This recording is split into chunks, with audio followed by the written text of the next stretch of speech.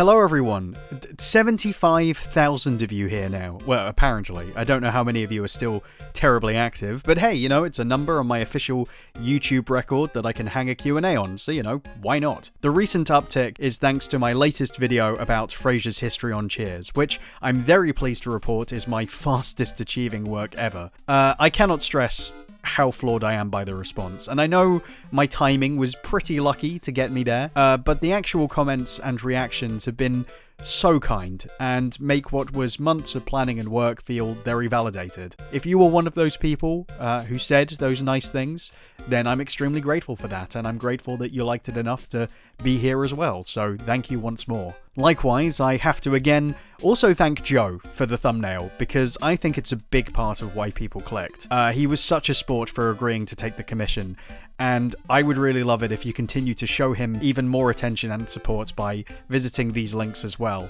Not just a great artist, but a fantastic writer too.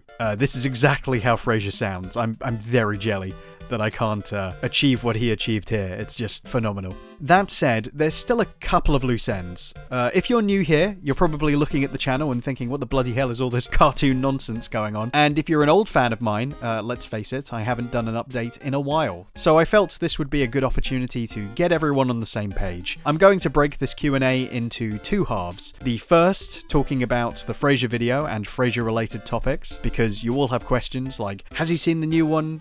Is he going to do another video like this? Does he actually hate Cliff? No, I don't. And the second, about more general questions concerning me and the channel. Are you dead? Are you dead? Are you dead? My favourite question, clearly your favourite question as well. So, without further ado... Go ahead, Daphne. Make my eggs. What's your process for a video as big as this? How do you find an angle and ways to structure it through the sheer amount of content, whilst also not just explaining every little detail? Great thing about this question is that it also lets me explain how this video came to be, as an example. So here's a very long answer that boils down to, I fail a lot. I had always been a Frasier and Cheers fan, and wanted to do a Frasier video, but I'd never actually watched all of Cheers in order before. There were a lot of gaps in my knowledge, and over the pandemic, me and my family were like, well, we're locked in together, we have the DVDs, let's watch him. Turns out that was a phenomenon occurring in quite a few households. I rewatched it during the pandemic, and it was like, my God. I'm gonna go watch Cheers. I'd always been told the two shows were very different, as was the character, but in full context, I didn't feel that was entirely true, and as the series went on, there were interesting coincidences and consistencies I hadn't seen a lot of people really discuss or pick up on. That seemed to suggest not just similarities in the character, but similarities in how the shows were written and made, and how Cheers bled into what Frasier became, as opposed to just being like the Tortellis, where the spin-off wasn't quite as connected stylistically to what had begun on Cheers. And the more I watched, the more I thought, maybe there's a video here. Really, that's how it always begins. It's me getting a notion that there's an interesting story to tell or point to make that I don't feel is being said or out there yet. I have to be honest, I don't actually care for a lot of video essays right now. Great irony.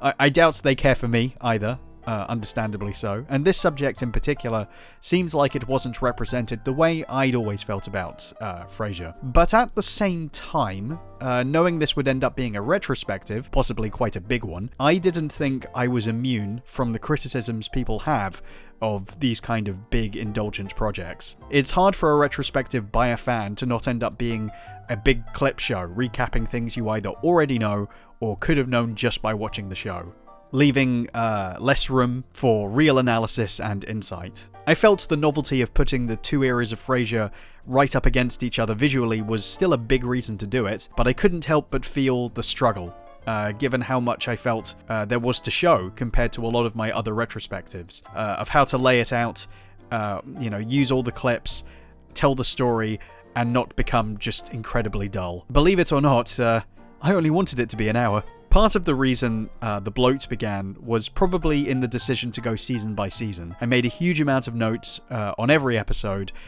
so all the moments I wanted were easy to find. I did a tremendous amount of research, and I'd write paragraphs based around observations or facts before trying to figure out what order it would be best to place them in, and it seemed natural at the time. The only way to tackle it should be in that linear season order. Just seemed like the right thing to do. At the same time, I found myself constantly drawing parallels to how it informed the spin-off, and I was like, oh god, is that going to confuse people? You know, I'm plugging in bits of the future before I cover the past. You know, that takes skill. This ain't part 2, I ain't Coppola. But I talked it over with some others, and they seemed to believe it'd make sense, and admittedly I liked how it was sounding on the page as I wrote it. There were bits in the draft I originally went with that made it fully formed into the final video, and I'm proud of those. The Diane and Lilith sections are essentially unchanged, and I'm very pleased with that. I recorded it, I got it into the timeline, I spaced out all the planned cuts, watched it back and went, wow, this sucks.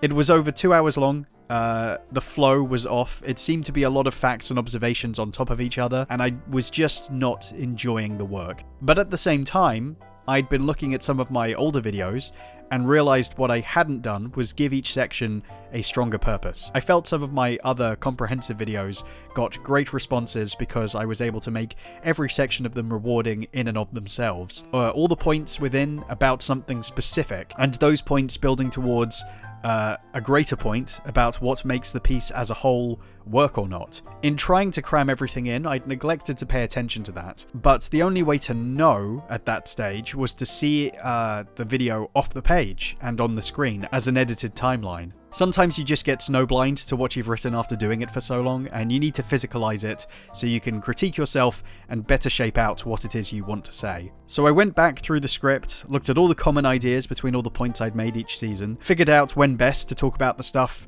from Frasier as much as Cheers, and where to place emphasis on connections, as well as find creative ways to not simply tell the story of Cheers verbatim, or to comment on stuff without saying a word through cutaways, all without getting rid of too much of what the video shape already was, given I couldn't think of a better shape. This section became about performance. This was about working as an ensemble cast.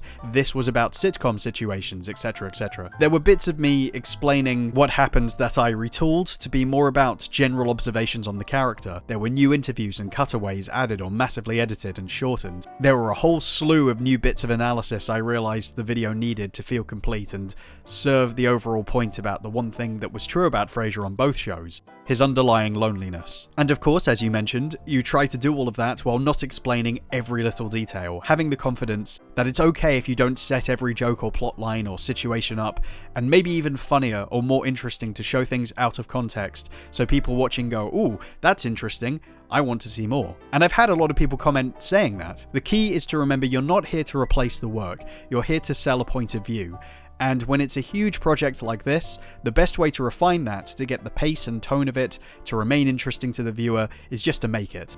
Like anything else that's creative, you get an unfiltered version of the thing finished, either as a script or a rough edit, and assess it as an audience member, because it's much easier to make something that's finished better than it is to try and make something amazing from scratch. There's a lot of planning, double-checking, self-doubt, whining to friends, despairing, but it's really rewarding in the end, because I know there's a better video in there to be found, and the response makes that effort worthwhile. Of course, it does leave me exhausted. I feel like that cartoon where Daffy impresses everyone by killing himself. They loved it. They want more. I know, but I can only do it once. If you want to know even more gratuitous details on how the video got put together, I'm doing this new thing on my Patreon called the Timeline Tour, where I go through the edit and talk about various bits of the process that I think are interesting. For a few bucks, you can hit me up, hear me say all that, so that would be nice, if you can. There was something my friend Charlie said to me, which was really powerful. I asked if he wanted to see a draft of the video to critique it, and he said, no, actually. I would rather experience it like everyone else. But I have full confidence you'll do a good job. You always say you have these problems, and you stress over it, and you have all these breakdowns, and then you make it, and it's always good. Somehow, you always manage to find a way to make it work. And hearing that is maybe one of the biggest motivators I've ever had. I think that mentality, that level of trust did help me get through this one. So thank you, big man. Do you find Frasier's influence in your work at all? And has that changed since making the video? I think, if anything, his style of humour is maybe the biggest thing I bring to what I do. It's that mix of someone who aspires to be very analytical and who naturally speaks in a particularly stuffy way, without meaning to, who wants to make an impression as well, but who punctuates that by dropping a fat dunk every now and then. One of these days, you're going to misquote someone, and I'm going to land on you like a sumo wrestler. That sort of lowbrow, highbrow mix really resonates with me, because I want to express what I earnestly believe in, but also make people laugh. I think it comes across as a little alienating when it's one way or the other. I mean, this is why I opened the video saying I'm like Frasier, because I wanted to set the stage of the video on a personal level, rather than a culturally authoritative one. And I also hope that it gives double meaning to some of the points discussed, and how they apply to me too. Having now made it, I think I'm more appreciative of the work Cheers put in to make Frasier possible at all, maybe more than I was before. That idea that work doesn't spring forth as this amazing thing straight away. There's often a journey to learning how to make something like that, and you can see the talent and benefits of it existing in Cheers, and that's what made me think about my own work and what it is I want to achieve off the back of what I do here too. I guess my guy is still influencing me to this day. Papa bless. What music did you use? I'm going to go ahead and add a list of all the music used in the original video description. I'm glad people are asking. I wanted the choices I made to be standard enough that they feed back into the rhythm or vibe of each section, but also to offer some in-jokes and commentary to those paying extra attention. I saw a bunch of people searching this up in my keywords, and that feels so good. We'll make Sondheim fans of you yet, I promise. What are your favourite episodes of Cheers or Frasier? Okay, so in terms of Cheers, it's stuff like The Pilot, Coach's Daughter, Pick-a-Con, big fan of Harry Anderson, Dinner at 8ish, Jumping Jerks, I think everyone loves Jumping Jerks, Let Sleeping Drakes Lie, The Halloween Bar Wars and the follow-up to that, Simon Says, Dance Diane Dance, Old Fashioned Wedding, One Hugs, the Other Doesn't, To All the Girls I've Loved Before. There's probably more. Those are just the ones that are off the top of my head, and there's a million moments from the other episodes. There's always at least one moment every episode where I'm like, that's fantastic. Frasier is harder for me to pick because I love it so much. But my favorites are a bit boring because they're not that far off what everybody else would probably pick. So, Ham Radio, The Ski Lodge, Room Service, The Matchmaker. I have a few oddball picks. I really like Seat of Power, Where There's Smoke, There's Fired, Take a Leap, A Man, A Plan, and a Gal, Julia, Don Juan in Hell Part 2, Caught in the Act, Door Jam, Hot Ticket, and the show where Diane comes back. Those are the ones I can think of right now, which probably means they're my favourites overall, because they're in my brain. But there's definitely ones where if you mention them, I probably go, oh yeah, that's great as well. Oh yeah, that's great. So yeah, it's going to change like the wind. I sometimes see people say Cheers doesn't always stick the landing or hasn't aged as well. And I get that. I get why you would say that. I do think Frasier is more dramatically complex. And it's the reason I would even dive into Cheers to talk about the character this way at all. But from an actor's perspective, Cheers is an incredible sitcom. I mean, I have never been more jealous of watching a bunch of actors move around on screen than everybody who was on Cheers. You know, sometimes it's not just what they're saying, but how they're saying it, the excuses they're given to be able to say it in the way that they're saying it. And it's a masterclass in performance and audience engagement in a situation that lends itself so well to this format. Doing a bar as a sitcom, I can't think of a better sitcom setup, really. I can't think of anything where people in real life would be heading out to watch it with other people en masse. Apparently that was true of Game of Thrones finale, and then the difference was that people did not stay until the end of the night on that one. You can see how the basis of Cheers made Frasier as good as it was, and any attempts to dismiss it as lesser I don't think is healthy. There's too many important lessons to take. Would you do a Frasier analysis? Okay, so here's the rub.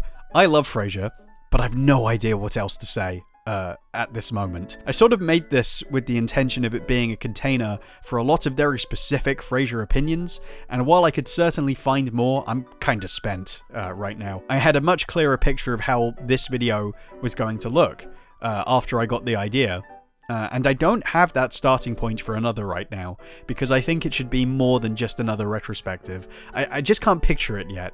But this isn't to say I don't want to try. I'd love to give it a go. Like I said, he's my favourite character, and if the excuse ever comes up, I'll take it. I did consider talking about some of my favourite moments or characters in shorter videos, which would be free of having to express a developing narrative and could just go full ham on the analysis. There's definitely the basis to do something very different there. Actually, I think I almost have enough material to do a piece on Shelley Long. Looking into her life led me down a minor rabbit hole that's, been the subject of debate for years, and I worry it's been misrepresented both against and for her character in ways that haven't been helpful. Feels like it deserves a better discussion to get to the bottom of that. I also don't think a lot of that story is necessarily mine to tell. Maybe it's better to leave it be, but I will say, if you're out there, Shelley, I think I speak for a lot of people when I say that we're hoping you're taking care of yourself. You deserve to. Anyway, I won't rule out a full Frasier retrospective completely yet. While I like hopping between subjects and moving on to new approaches, if inspiration hits, I'll get right on it. Niles on Frasier. I guess that kind of happened already. Will you make any more long-form TV analysis? I cover a lot of stuff on here, obviously. Movies, games, comics, theme parks, all sorts, and I'll continue to do that. But there is another consistent thread of me talking about TV shows, Better Call Saul, Fargo, Hill Street, and that's not going to stop. In fact, the next standalone video essay that I have planned is covering another TV show in what I think will be a fairly unique approach, much more focused on one aspect rather than a full retrospective. There is one other show I think could end up forming a long video with a lot I want to say, but it depends how I decide to structure it. There's one angle I'm very passionate about discussing, but there's also a lot around the entire show I kind of want to talk about too. So I'm still kind of workshopping that. I have a lot of notes, but nothing concrete yet.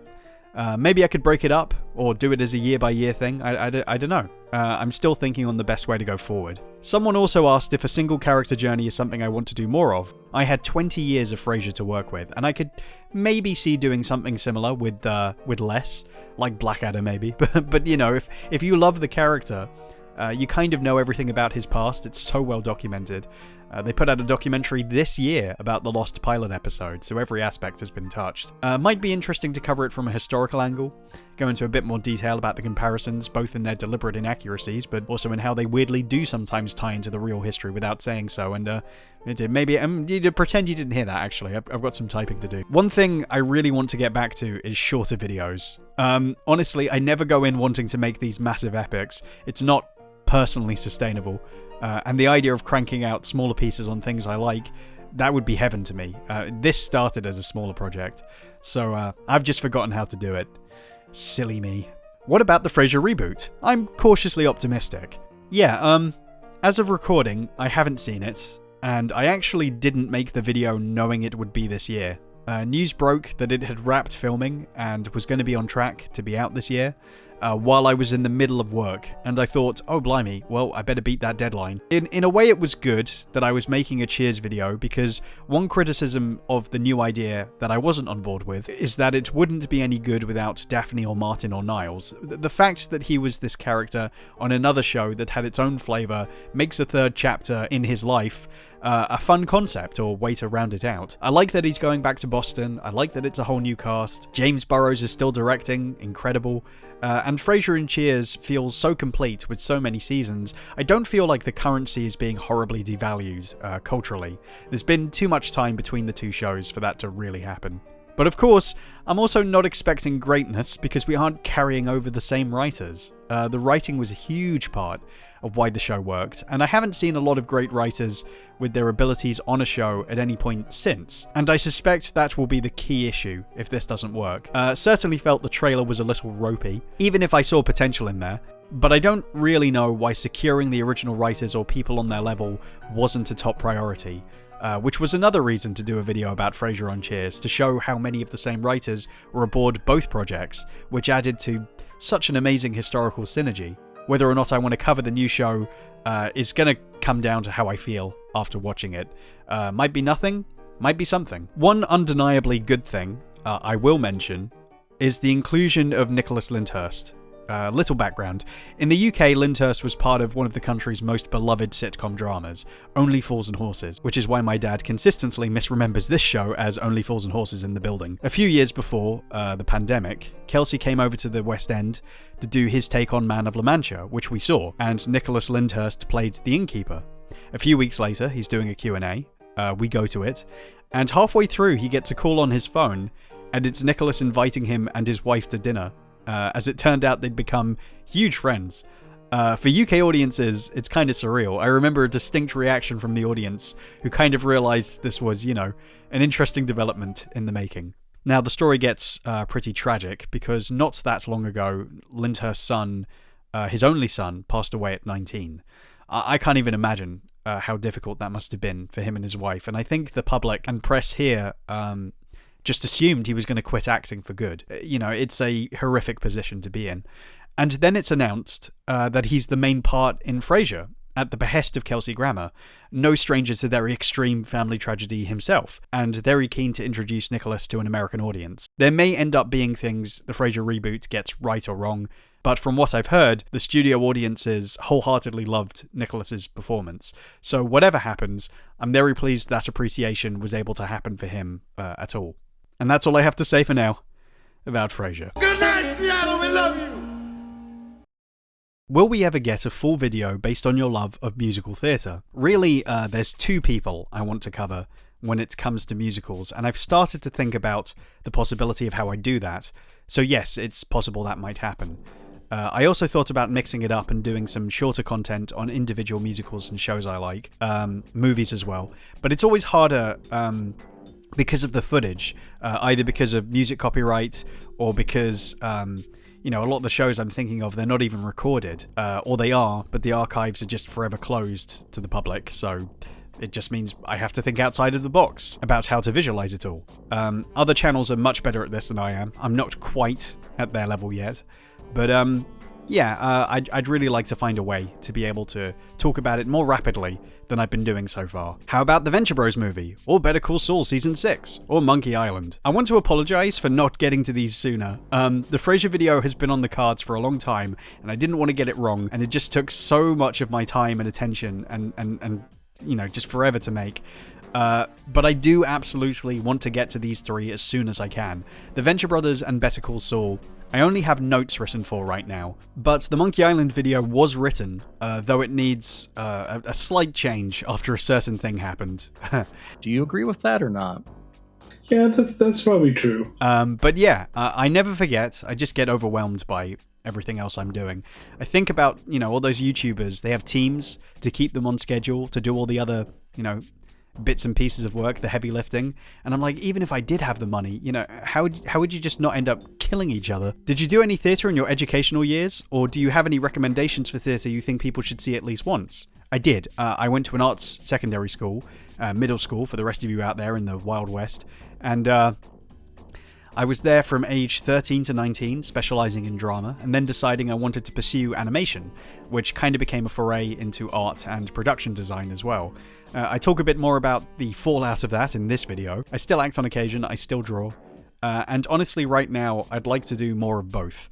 But I kind of consolidated a lot of my skills picked up in that time into these videos. It's me delivering words to audiences, visualizing stuff as an editor, writing. It's all relevant. How about that? As for shows I think you have to see, I think it's actually a difficult call to make.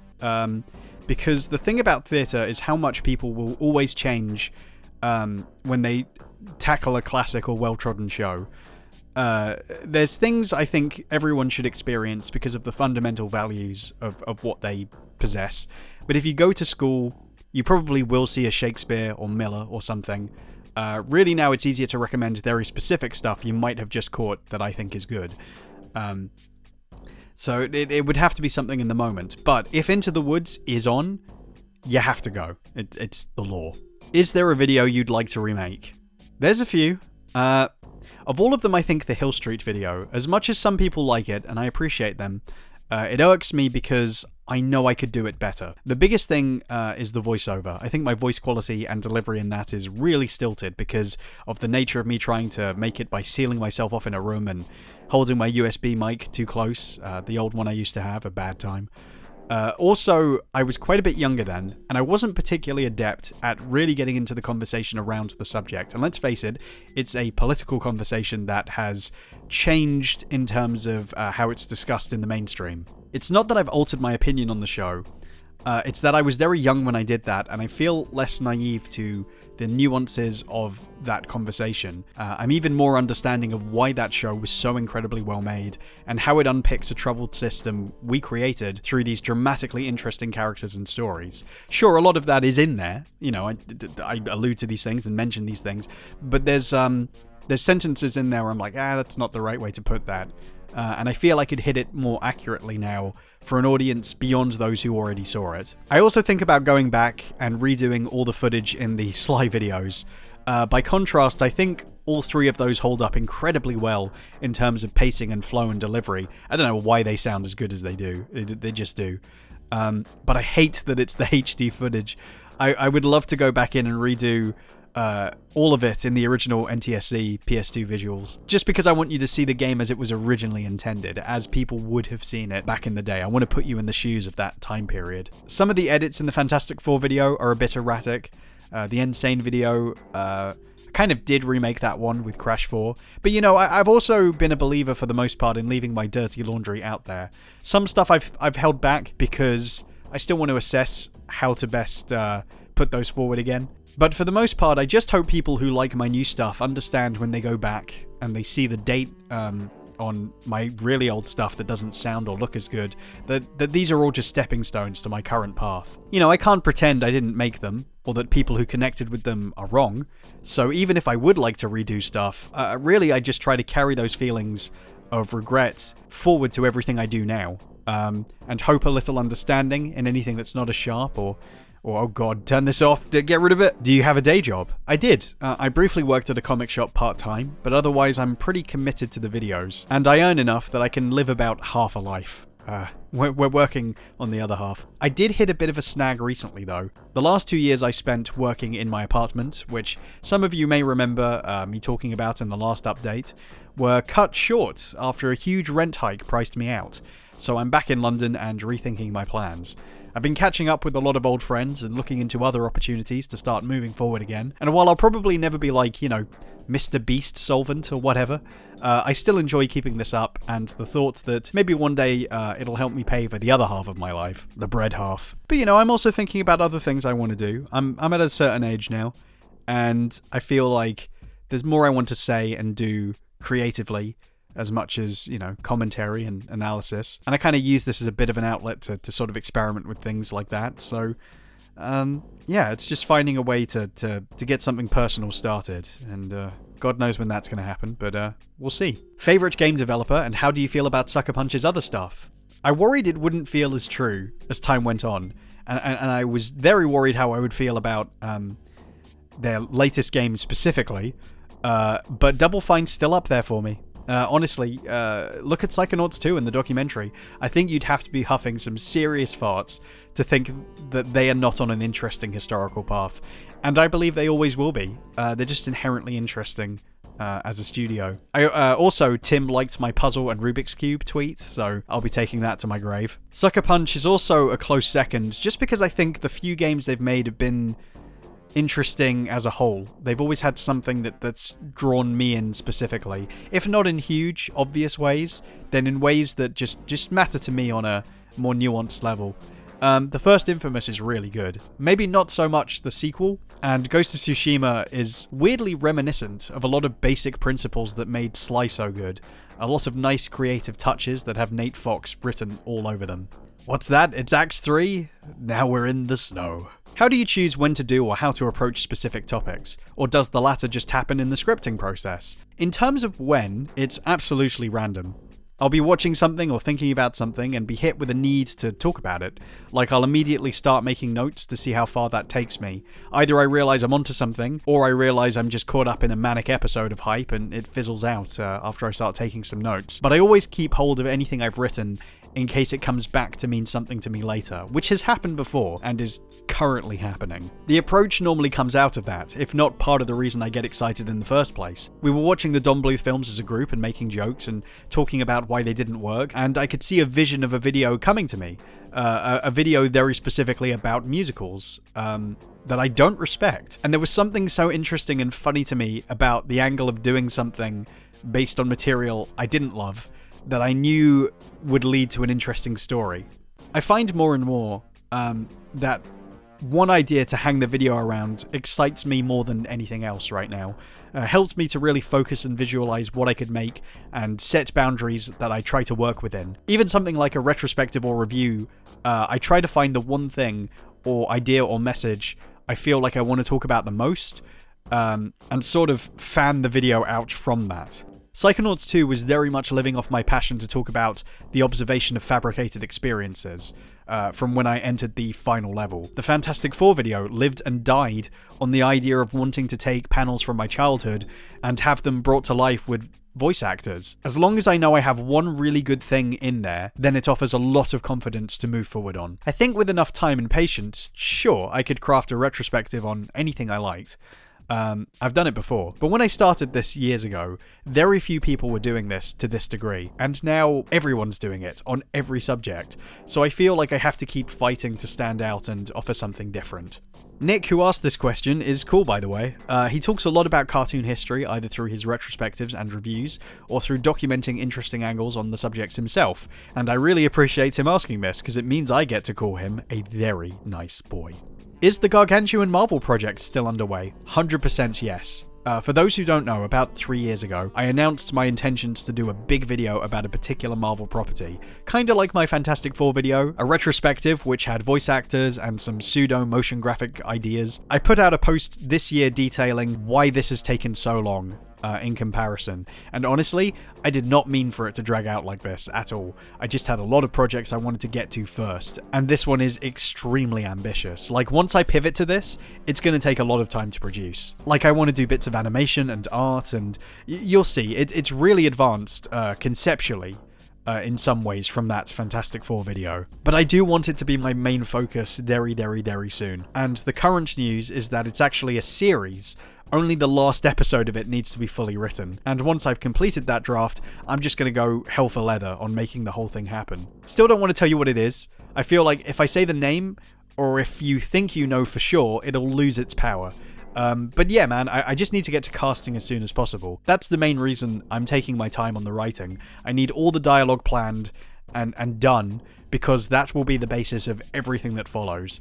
And you know, for reasons that will become apparent, it's taking a little longer to organize that. I'm not saying that things won't change as I go, but I really want a solid basis that I can, you know, fall back on, because I think that will immensely just speed up the process of making it happen. Whatever the case, I'm doing this, so fingers crossed I'll be done with the worst part of the process very soon. Really could do with some of those 4 years back, but you know, we are where we are. And that's everything. Thank you everyone for your questions and support. It's been great just having, you know, people stick around to hear what I have to say, who find any subject I talk about interesting. Those are the real ones, you know, the ones who say that you could talk about anything and it works, and they really prove it by being in the comments of every video I do. So just a huge thank you to everyone who cares about what I do. But before I bow out, I'd just like to also talk about a couple of changes I've made to a couple of my other ventures around here. First off, I have some new emojis of B-Mask and C-Mask, and I put these on my Discord and will be adding them to my Twitch, and maybe even getting some shirts together, because my mum and sister are desperate for me to do this, so I'll get on that. Second, I've been doing Fish People Fridays, where every Friday I write a community post about fish people from different media, and it's over 20 weeks and still going strong. Third, I've finally taken steps to improve my Patreon offerings. I agonized about this for ages because I really wanted to do stuff that didn't take away from my main videos, and after far too long, I finally found a good behind-the-scenes style middle ground. The audience tier at $1 gets updates at the end of every month, and long-form write-ups on my big video projects. The Usher tier at $3 gets those, plus videos from my past, like old deleted video essays and weird projects. And the previously mentioned timeline tour, where after I finish a big new video, I take you through the timeline and comment on points of interest and discuss how I put it all together. Then, for the ASM tier at $5, you get all of that, and commentaries on the old Vault projects as well as my other video essays. Currently have both the first and second Sly Trilogy commentaries up there, with plans to cover the third soon, so keep an eye out for that. I know it seems like I haven't made a right lot this year, and that was never the plan. But for the patrons, I hope it's felt a little fuller getting those extra bits in the interim. I told myself I wanted to put out more videos this year, and technically I have, they just haven't all been public. Again, you guys have just been incredibly supportive, and I'm trying to repay that however I can, without obviously losing out on the other stuff I'm trying to make. So for your understanding, thank you all very, very much. It's been an absolute privilege to be able to get to this point, to make that Frasier video happen. I'm glad so many of you enjoyed it. I really hope that you'll stick around for some of the other weird things I'm doing, and even if you don't like what's coming next, there's always going to be something else that maybe is on a subject that you will like. You know, TV, movies, games. I'll find a way to properly brand myself and bring it all together one day. I guess the brand is just me.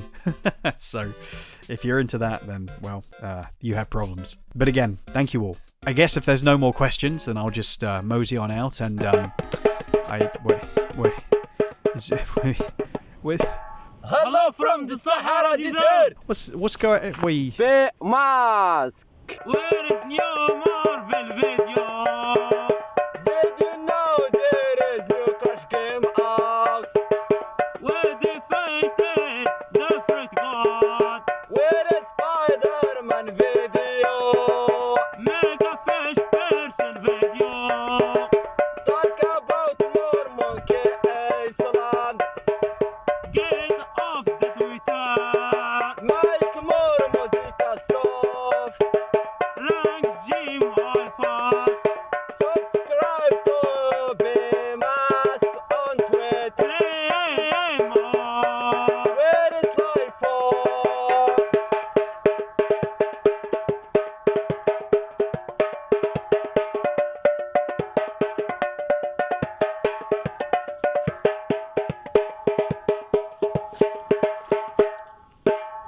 Bye bye. Lucid, I'm gonna kill you.